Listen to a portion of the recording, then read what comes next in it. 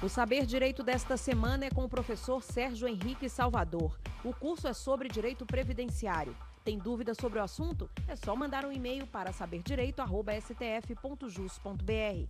Você pode também estudar pela internet, acessando o site www.tvjustiça.jus.br.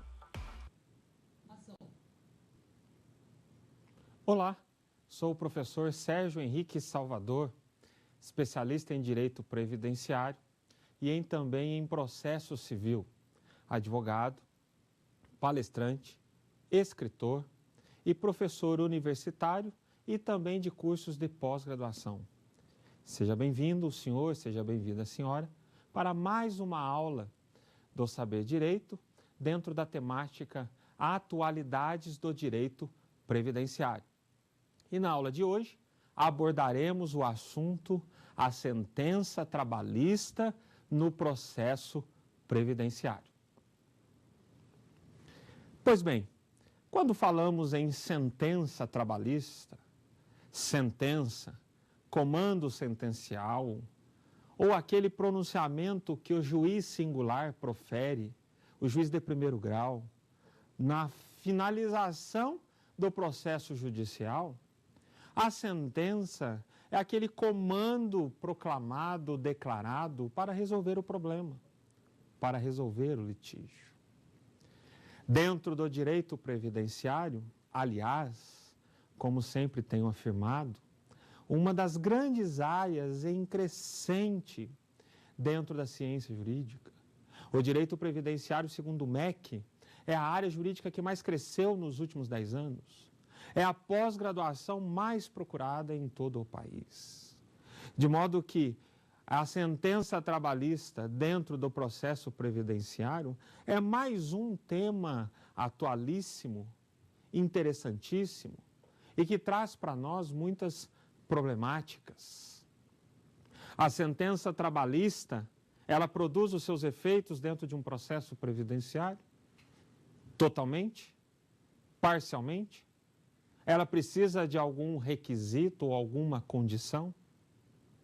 Ou aquilo que ficou resolvido por um processo trabalhista, o INSS tem que aceitar? Não pode discutir o seu conteúdo? Essa a problemática dessa nossa aula. Um tema um tanto quanto estudado pela doutrina e também pela jurisprudência. A sentença trabalhista, ela é proveniente de um processo do trabalho.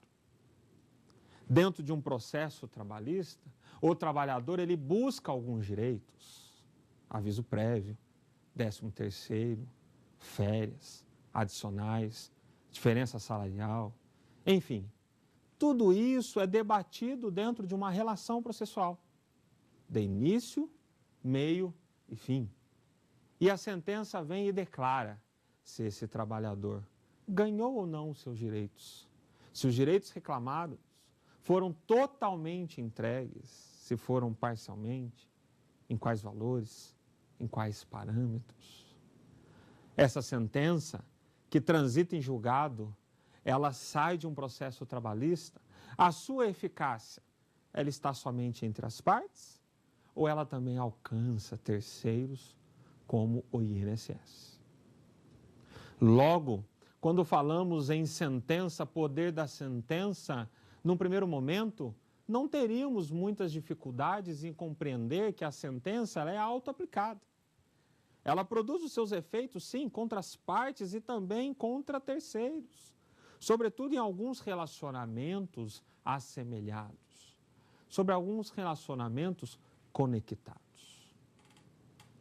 É mais um assunto em que o direito do trabalho e o direito previdenciário andam em sintonia, apesar de serem disciplinas totalmente com uma autonomia didática. Direito previdenciário possui um objeto, possui um campo de estudo. Direito do trabalho possui outro, ainda que muitos tentam entrelaçar esses estudos. Mas aqui, nessa temática, a sentença trabalhista no processo previdenciário, nós temos essa sintonia entre essas duas importantes áreas do direito. E lembrando que o direito do trabalho tutela o exercício do trabalho, o direito social. Segundo a Constituição Federal, é um primado. Segundo também a Constituição Federal, se trata de dignidade da pessoa humana, se trata de um valor social. O trabalho dignifica o homem, o trabalho insere o trabalhador num contexto social.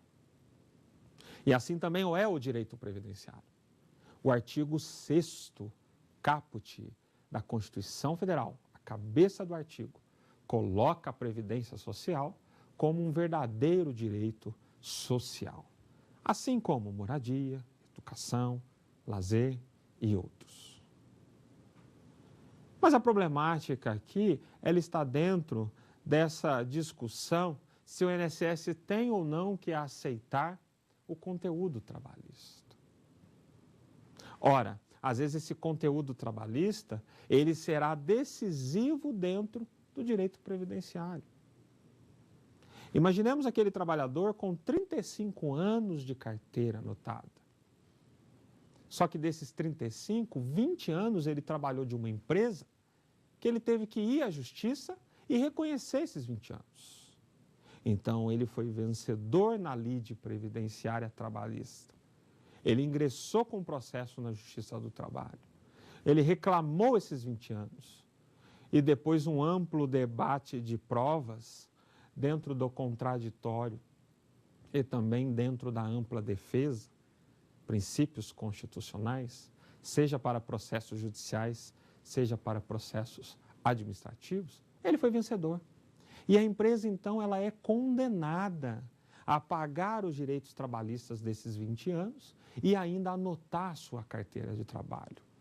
Na admissão, na dispensa, também anotações com relação ao salário e à função que foram reconhecidos dentro de um processo judicial. Repito, válido, feito à luz do contraditório, feito com as provas processuais em um debate de teses. Pois bem, esse mesmo trabalhador, ele precisará desses 20 anos para se aposentar. Afinal, o homem trabalhador urbano pode se aposentar por tempo de contribuição, desde que ele tenha 35 anos de trabalho. 35 anos, independente de qualquer idade. Independente da idade, completou 35, ele se aposenta por tempo de contribuição. E aí ele vai verificar se é vantajoso a questão financeira, porque nessa aposentadoria será analisada a sua idade, a sua expectativa de vida, o famoso fator previdenciário. Mas impedir ele de se aposentar, não. De modo que dentro desses 35, ele teve 20 anos que foram reconhecidos por um processo trabalhista. E aí, quando ele vai postular esse benefício no INSS, qual o problema que ele vai enfrentar? O INSS, num primeiro momento, não vai aceitar esses 20 anos. Ainda que a empresa tenha anotado a sua carteira de trabalho, ainda que a empresa tenha recolhidas as contribuições previdenciárias, o INSS vai exigir a cópia fiel, integral, autenticada do processo trabalhista de capa a capa, ou seja, do seu começo ao seu fim. Esse processo trabalhista, então, vai fazer parte de uma análise administrativa dentro da Previdência. E aí o servidor, ele vai entrar no mérito do processo trabalhista. E é aqui que encontramos o celeuma dessa matéria. É aqui que encontramos o ponto nevrálgico. É aqui que temos o grande marco da temática, hora que estamos estudando. É que esse servidor, ele vai entrar no mérito, ele vai analisar o conteúdo do processo trabalhista. E ali ele vai verificar se ele vai poder usar esses 20 anos, fruto do processo trabalhista, ou não. Logo, aqui nós temos a riqueza dessa matéria. O poder de alcance da sentença trabalhista, do decisório trabalhista, dentro do processo previdenciário. Processo que pode ser judicial ou administrativo. Sendo judicial, ele tem as fases judiciais conforme a legislação processual. o Código de Processo Civil. E também o processo previdenciário administrativo, nós teremos fases administrativas. Logo, eu tenho outras provas para poder subsidiar aquele tempo.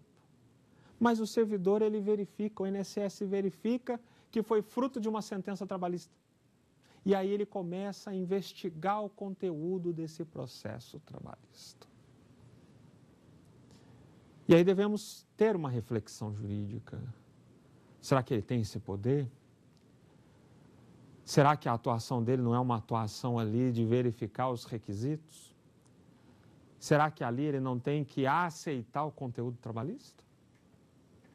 Ora, que poder então teria a sentença trabalhista de reconhecer algo, mas lá dentro do INSS, de uma maneira administrativa, eu tenho alguns requisitos, algumas condições para dar validade a essa sentença. Como foi falado, a sentença por si só, ela já é um comando. A sentença, enquanto fruto da jurisdição, ela tem princípios e características. Então, ela cria normas. Ela traz uma norma concreta para determinado conflito, longe da abstração jurídica da conduta prevista e esperada do texto normativo. E mais, quando falamos em processo trabalhista com repercussão previdenciária, podemos ainda imaginar aquele trabalhador que se aposentou, continuou trabalhando, ou ainda que ele não tenha continuado a trabalhar, se aposentou e saiu da empresa.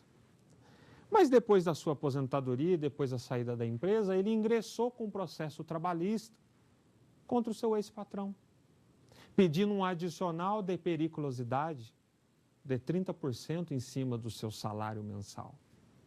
Pois bem, dentro desse processo trabalhista, ele foi um vencedor. Superado o processo trabalhista após 2, 3, 4 anos, então ele vai receber dentro do processo trabalhista 30% relacionado ao adicional de periculosidade dos últimos 5 anos que antecederam a propositura da ação. 30% em cima do seu salário mensal, com reflexo em 13º, em aviso prévio, em férias, corrigido. Só que esse mesmo adicional terá a contribuição previdenciária. Ou seja, o INSS aqui irá tributar essa contribuição. O governo irá receber em cima desse adicional de periculosidade. E esse mesmo adicional de periculosidade, reconhecido pela Justiça do Trabalho, ele pode ser levado ao INSS para que a aposentadoria desse trabalhador seja revista. Eu tenho uma revisão da aposentadoria e o valor da aposentadoria pode aumentar. Porque quando ele se aposentou, foi utilizada uma média dos seus salários. Mas esse salário aumentou por conta do reconhecimento do adicional de periculosidade. Ora, natural então que ele possa rever o seu benefício, inserir, incluir dentro da sua aposentadoria todo esse adicional que ele ganhou na Justiça do Trabalho. E aí retornamos a esse problema. O problema de dar validade à sentença trabalhista e ao processo trabalhista. O INSS, mais uma vez, vai exigir a cópia do processo. Vai desprezar o poder, o alcance da sentença trabalhista. E vai colocar empecilhos. Nós só podemos aceitar esse processo trabalhista se trouxer a famosa prova material. Ora, sentença trabalhista, um pronunciamento do Estado juiz, a jurisdição ela é una. Nós temos as divisões do judiciário e da jurisdição para bem atender o jurisdicionado, as pessoas, os cidadãos, aqueles que fazem parte da sociedade civil politicamente organizada. Então nós temos a Justiça do Trabalho, uma justiça especializada na matéria, que vai cuidar das controvérsias oriundas do trabalho. E aqui também devemos realçar que a Justiça do Trabalho tem feito esse seu papel institucional, constitucional, de tutelar as controvérsias trabalhistas. Logo, uma questão totalmente interessante a ser estudada, que para nós é motivo de constantes debates. Mas vamos para a nossa primeira pergunta. Eu queria saber qual que é a eficácia da decisão trabalhista no INSS. Pois bem, a eficácia da decisão trabalhista dentro do INSS, dentro do processo previdenciário, é uma eficácia infelizmente limitada, condicionada. Ela não é absoluta. A sentença trabalhista não é aceita de imediato, em sua essência. Mas a Previdência, o INSS, administrativamente, coloca empecilhos dentro de um pronunciamento judicial. Aqui o ponto desse tema. É lógico que, enquanto sentença, poderíamos pensar, já tem que produzir os seus efeitos e ser respeitada contra quem quer que seja. Afinal, desrespeitar um comando judicial, nós temos problemas. Mas o INSS também não faz isso isoladamente. Ele tem as suas razões jurídicas, as suas justificativas. E aqui devemos confrontar o seu raciocínio e colocarmos na balança e tentarmos realizar uma compreensão jurídica se o INSS está sim, correto, ou se está totalmente equivocado. Administrativamente, o INSS ele aceita o teor da sentença trabalhista, desde que ela tenha uma prova material. Desde que ela traga consigo, dentro do processo trabalhista de onde a sentença ela é proveniente, uma prova material contemporânea do que ela reconheceu. No exemplo bem prático, didático, vamos voltar para essa hipótese em que o trabalhador ele entra na justiça para ver reconhecido 20 anos de trabalho.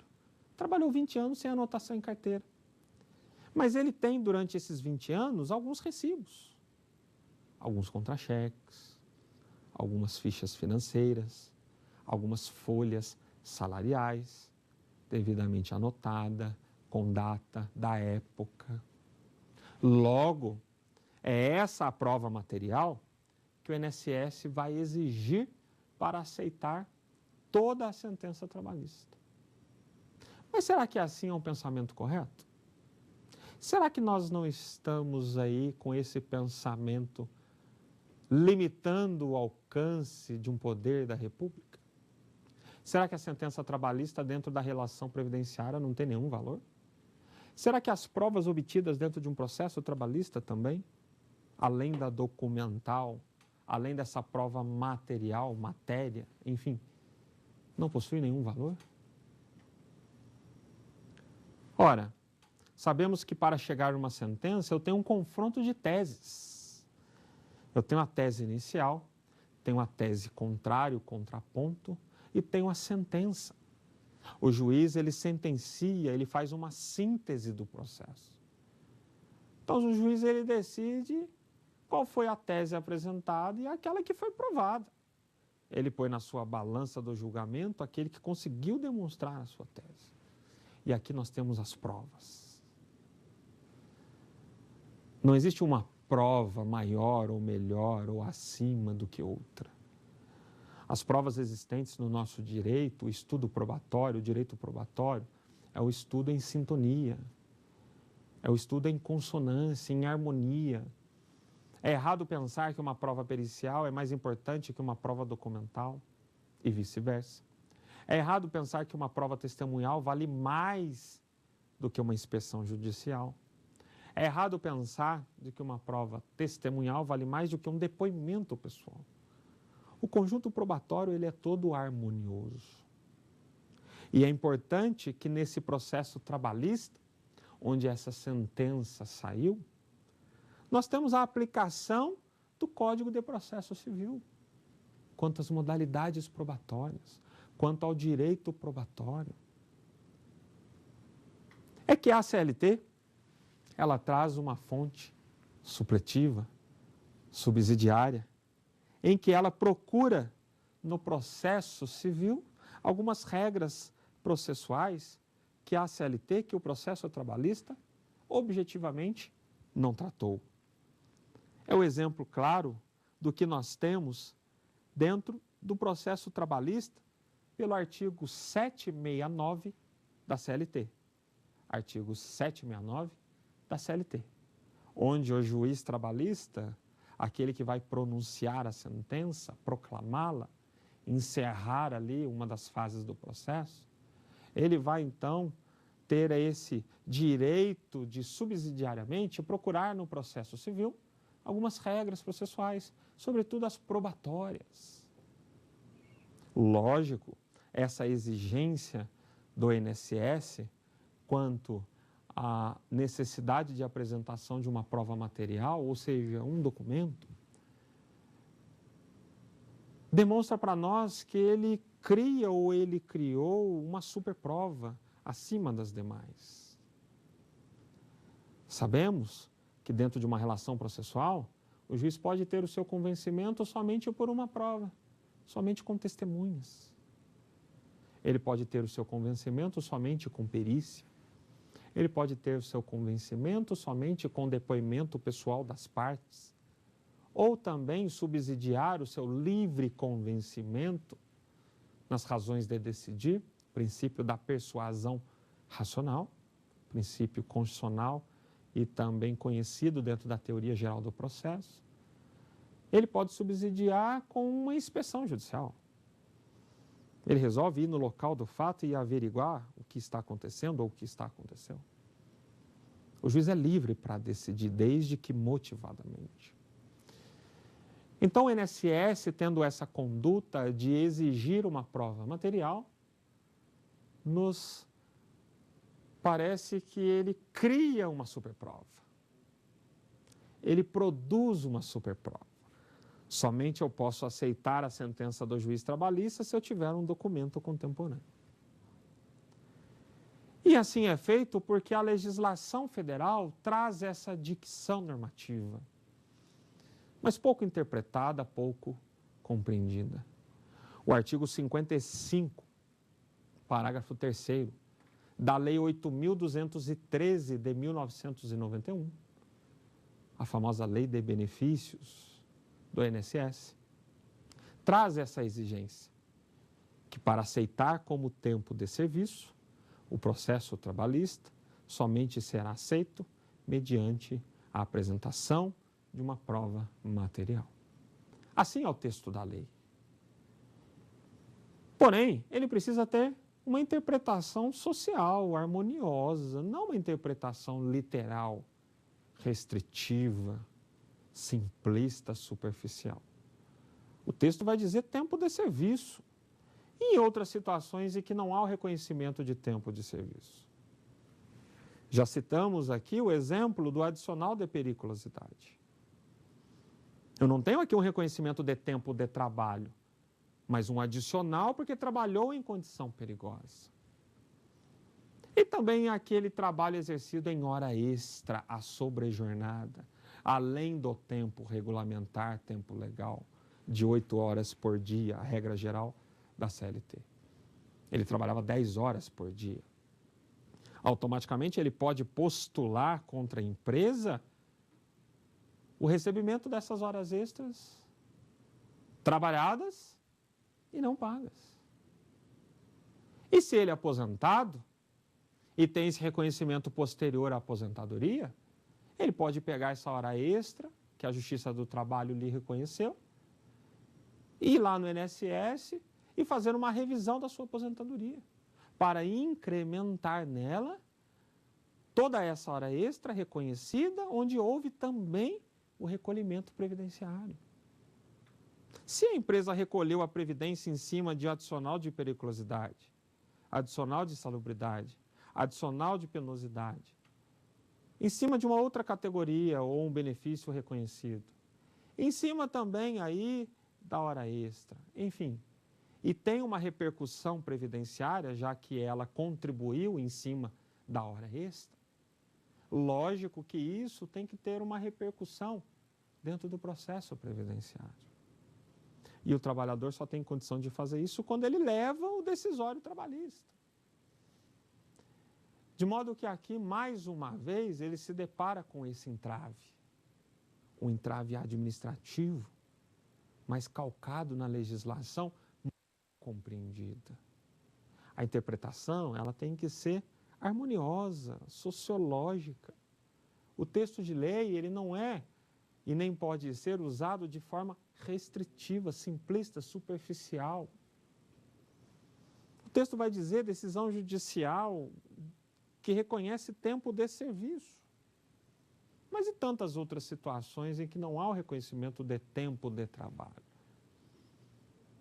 Agora, será que esse artigo, ainda que exista, ele encontra sintonia com o nosso direito? Será que dentro do universo probatório ele não é uma aberração jurídica? Será que no universo constitucional ele não é totalmente inconstitucional? Porque ele traz para o processo previdenciário uma superprova, uma prova absoluta, acima das demais outras provas. Ora, só posso aceitar a sentença trabalhista se ela vier com alguns documentos. Mas e se essa sentença trabalhista ou o processo do trabalho, ele foi resolvido, definido somente com testemunhas? Perderíamos essa validade da sentença porque só veio com testemunhas? É evidente que não. O pronunciamento trabalhista, a sentença do trabalho, do processo do trabalho, é uma sentença oficial. É uma sentença como qualquer outra qualquer. Como uma sentença previdenciária, civil, da vara da família, uma sentença indenizatória, também uma sentença fiscal, tributária, administrativa, enfim, uma sentença de tutela coletiva, tutela de direitos individuais. Ela não pode ter essa condição, sendo sentença. E é lógico que como um ato jurídico também, que ela tem que produzir os seus efeitos. Ela tem que irradiar pelo universo jurídico os seus efeitos. E hoje a Justiça do Trabalho, ela tem a competência constitucional. O artigo 114, ele ampliou, ele está ampliado. E nós temos, dentro do artigo 114, uma amplitude da competência trabalhista. E nós temos mais também uma curiosidade peculiar, que a sentença trabalhista hoje, ela executa de ofício as contribuições previdenciárias não recolhidas. O artigo 114 também da Constituição Federal, no seu inciso 8º, 114, inciso 8º da Constituição Federal, vai trazer essa possibilidade do juiz do trabalho executar ex officio, ou seja, de ofício, as contribuições previdenciárias não recolhidas pela empresa. De modo que nós temos aqui uma situação bem peculiar. Ou seja, esse trabalhador vai à Justiça do Trabalho e ganha um processo. A empresa anota a sua carteira e ainda recolhe a previdência desse reconhecimento. O que vale dizer? Que o governo, o INSS, arrecadou essa contribuição. Mas na hora de conceder o benefício, cria embaraços. Ora, aquela frase conhecida, ele quer o bônus, mas não quer o ônus. Dentro de um relacionamento jurídico como um todo, dentro da solidariedade constitucional, todos os participantes de um relacionamento, sobretudo social, possuem direitos e deveres. Tem bônus, sim, mas também tem os seus ônus. Uma empresa não pode pensar somente na atividade lucrativa, não pode ali somente pensar e buscar o lucro. Ela tem as suas responsabilidades fiscais, trabalhistas, sociais. É por isso que ela deve tutelar também aqueles deficientes, enfim, deve ampliar, colocar dentro dos seus quadros aquelas pessoas com deficiência por conta de uma política de responsabilidade social que a empresa tem na sociedade. Mas vamos agora para a nossa próxima pergunta. Eu gostaria de saber como o INSS tem aceito a sentença trabalhista?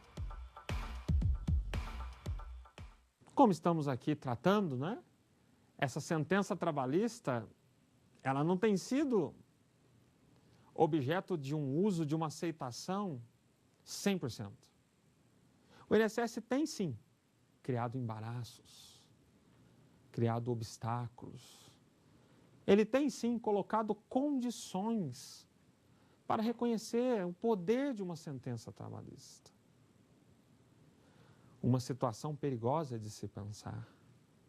Uma situação que traz para nós uma ideia de insegurança jurídica. Porque não pode um mero ato administrativo anular um ato judicial. Ora, mas o INSS não fez parte ali daquele processo trabalhista da fase cognitiva, sim. Mas da fase de concretização do direito trabalhista reconhecido, ele foi intimado, ele teve ciência. E mais do que isso, a Justiça do Trabalho executa aquele empregador sucumbente da ação que não pagou a previdência do direito reconhecido na sentença.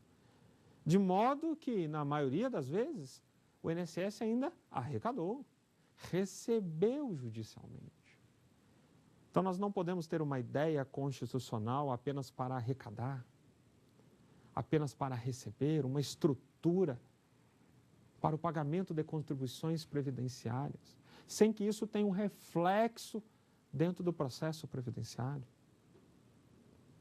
E dentro da insegurança jurídica, devemos ainda pensar num outro detalhe. Ora, ele vai à Justiça do Trabalho, demora ali, numa hipótese, 2, 3, 4 anos para ser o vencedor. Ganhou 20 anos fruto de um processo trabalhista. Ele leva esses 20 anos para o INSS, o INSS diz que não.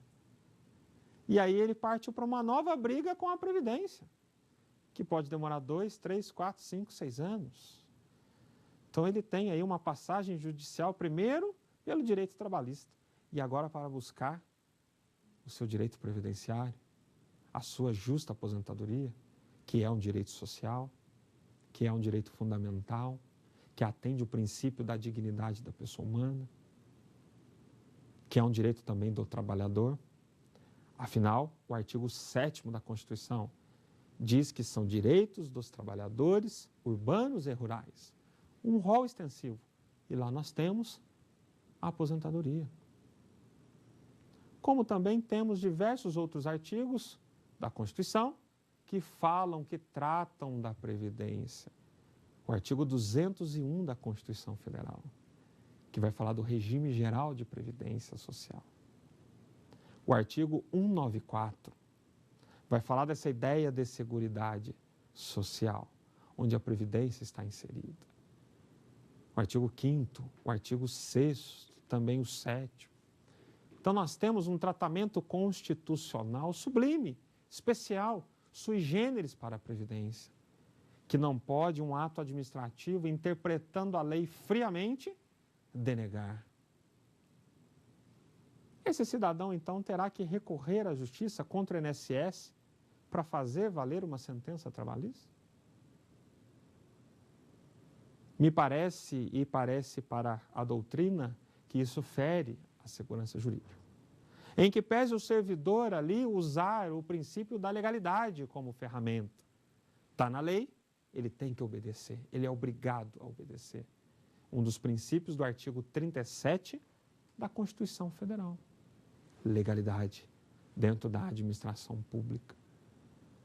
Mas nós temos que ter cautela, bom senso, razoabilidade, compreender o processo previdenciário, administrativo, como aquele que existe para ser a voz e a vez do trabalhador, para ser o elo, para ser o ponto de contato, para tentar colocar em pé de igualdade o administrado e o administrador.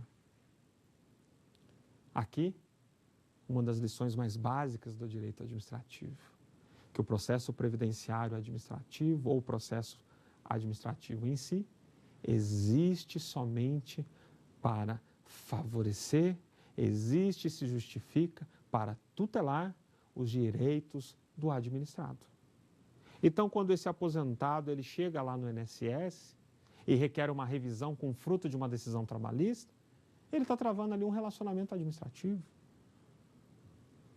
Logo, o servidor deve sim tentar exaurir todo esse questionamento. Deve tentar mensurar e interpretar de uma maneira hierárquica. Um ato administrativo estaria acima de uma legislação federal? Quando falamos em sentença, estamos falando de uma relação processual que a legislação diz que é lei federal. Quando falamos ainda de segurança jurídica, estamos falando da Constituição. Então, aquele ato singular, primeiro, do servidor, de questionar o alcance do processo trabalhista, estaria em consonância com a hierarquia das normas? Entendemos que não. Como também boa parte da doutrina. Aliás, seria um contrassenso, seria um retrocesso. Seria como se colocássemos uma condição que não existe de eficácia da sentença trabalhista. É bem verdade que a jurisprudência ela oscila quanto à exigência dessa prova material. Mas nós temos diversos entendimentos, sobretudo da abalizada doutrina, no sentido de que é possível, sim, com outras provas, ter essa eficácia dentro do INSS. E é interessante pontuarmos que tem uma questão até sumulada.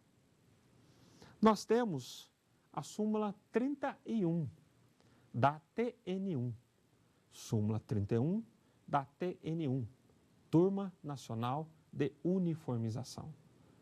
É como se fosse aí um tribunal de pacificação das questões dentro do Juizado Especial Federal. Essa súmula traz o seguinte conteúdo: a anotação da CTPS, decorrente de sentença trabalhista, homologatória, constitui início de prova material para fins previdenciários. Ora, um mero acordo levado ao processo trabalhista, ao juiz trabalhista, devidamente homologado, segundo a súmula, é uma prova material. Então, aqui nós temos uma situação pontual, singular, e a súmula diz que é prova material. E aquelas testemunhas do processo trabalhista? O seu conteúdo, o seu depoimento isento à luz do contraditório e ampla defesa. Eu não posso dar confiabilidade e eficácia a esses pronunciamentos porque subsidiou as razões de decidido ou magistrado?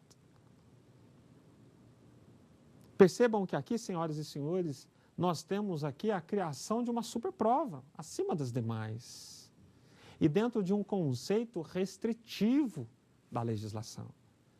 A legislação, pontualmente, artigo 55, parágrafo 3º da Lei 8.213/91.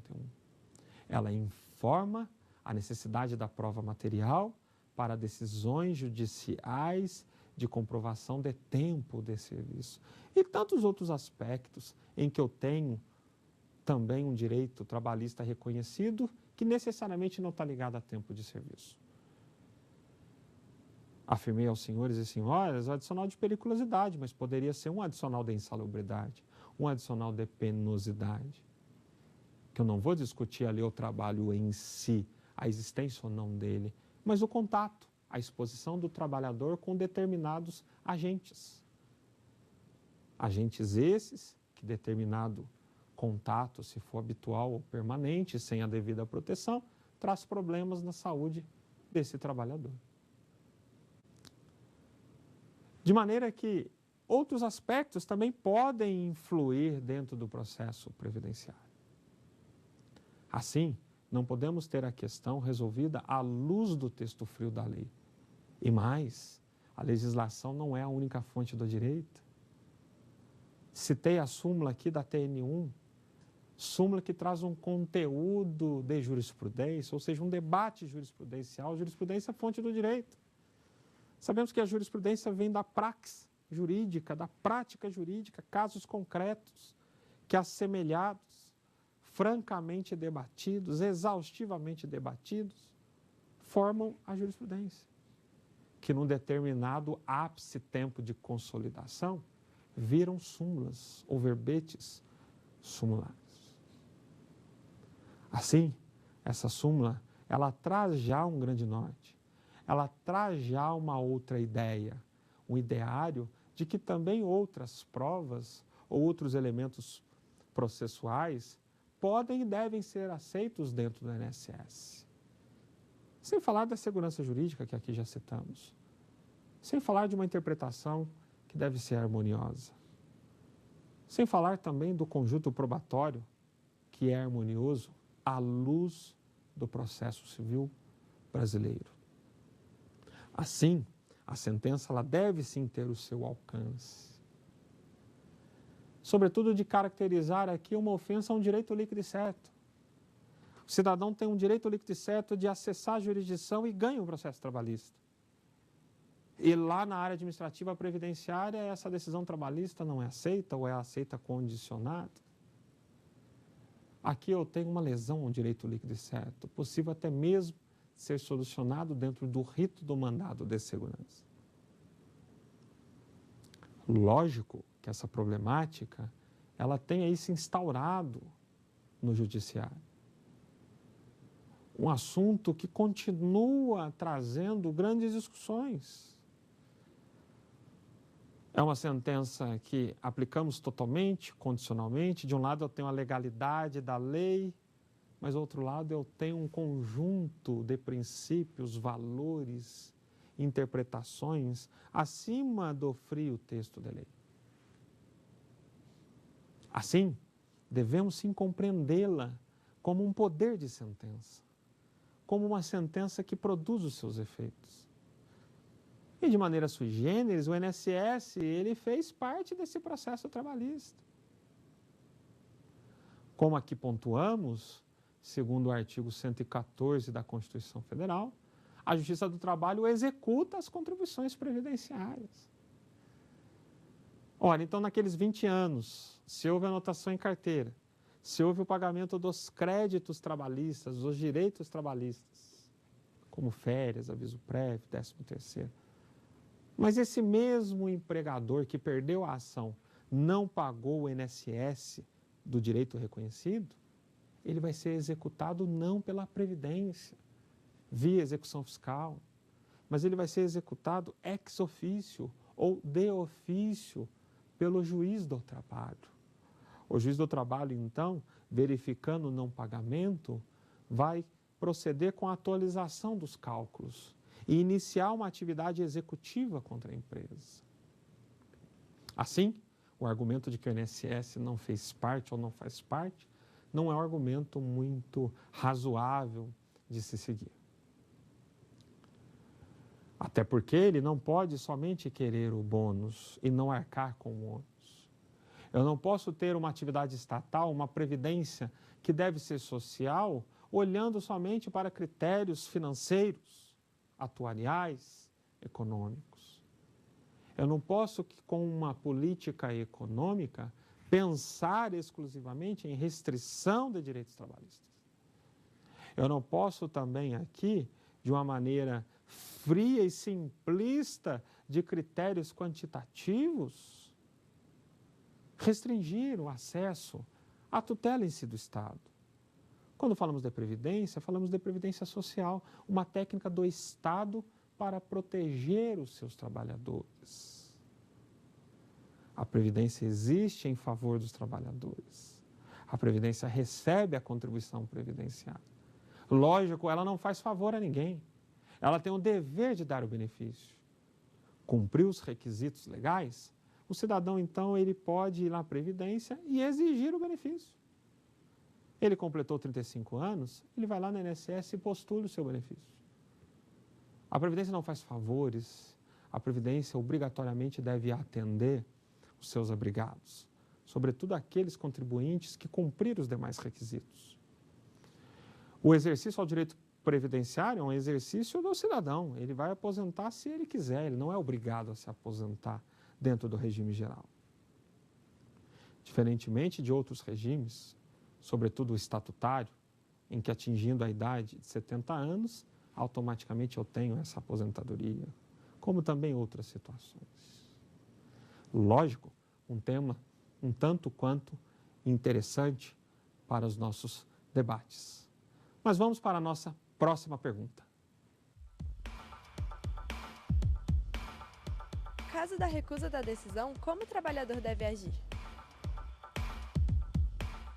Essa questão é uma questão processual que deve ser analisada.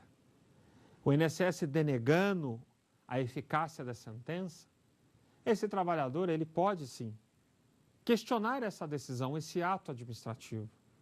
Ele pode, se preferir, intentar um recurso administrativo. Ele pode ali tentar uma defesa administrativa e tentar exaurir as esferas administrativas.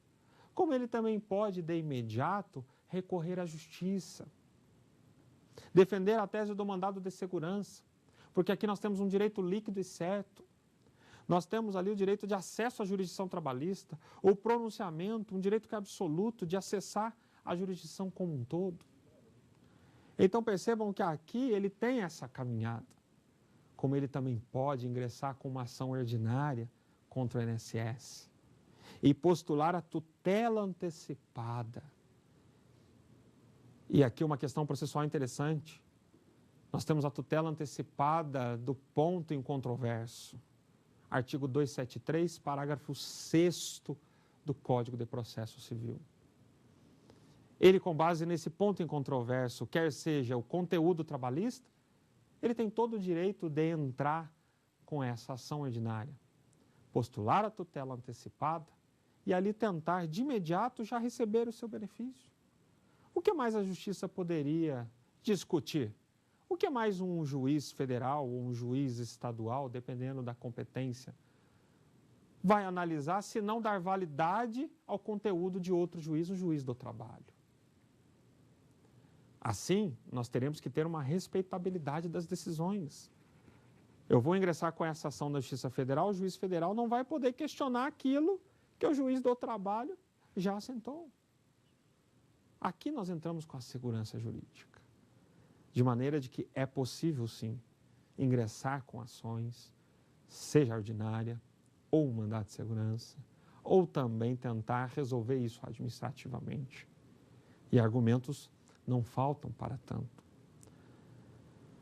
Lógico que é uma temática, dentre várias outras, excepcional para ser estudada. Vimos que a sentença trabalhista, por si só, ela tem que produzir os seus efeitos por ser sentença. Verificamos também que a sentença trabalhista, ela possui reflexos lá no processo dentro do INSS, como o reconhecimento de uma insalubridade, periculosidade, de uma hora extra, de um tempo do trabalho.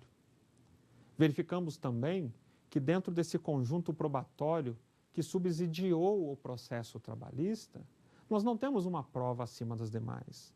Nós não temos uma prova absoluta. Trabalhamos ainda e verificamos o enunciado da TN1, que fala que um simples acordo homologado, independente de prova material, já serve como prova material dentro do INSS. Ou seja, o conteúdo trabalhista de um simples acordo. E verificamos também que essa atitude pode ser remediada, repercutida na esfera judicial, com um mandado de segurança, com uma tutela antecipada. Enfim, temos essa situação dentro dessa temática envolvente. Temos esse assunto ainda mal resolvido em termos de positividade da norma. Temos projetos para tentar melhorar esse parágrafo 3º do artigo 55. É evidente que são temas como esse que produz a riqueza do direito previdenciário. Lógico que o assunto não se exaure aqui e cabe a nós, todos os estudiosos, operadores do direito, realizarmos reflexões sobre essa temática. Assim, nós temos esse tema como um tema atualíssimo, como um tema espetacular para assuntos, pesquisas, a literatura jurídica previdenciária. Nós temos esse tema como um tema excepcional, dentre tantos outros no direito previdenciário. Portanto, gostaria desde já de agradecer pela atenção do senhor e pela atenção da senhora e convidá-lo para a próxima aula, ainda dentro desse tema, atualidades do direito previdenciário. Um grande abraço e até lá. Tem dúvida sobre o assunto? É só mandar um e-mail para saberdireito@stf.jus.br. Você pode também estudar pela internet, acessando o site www.tvjustiça.jus.br.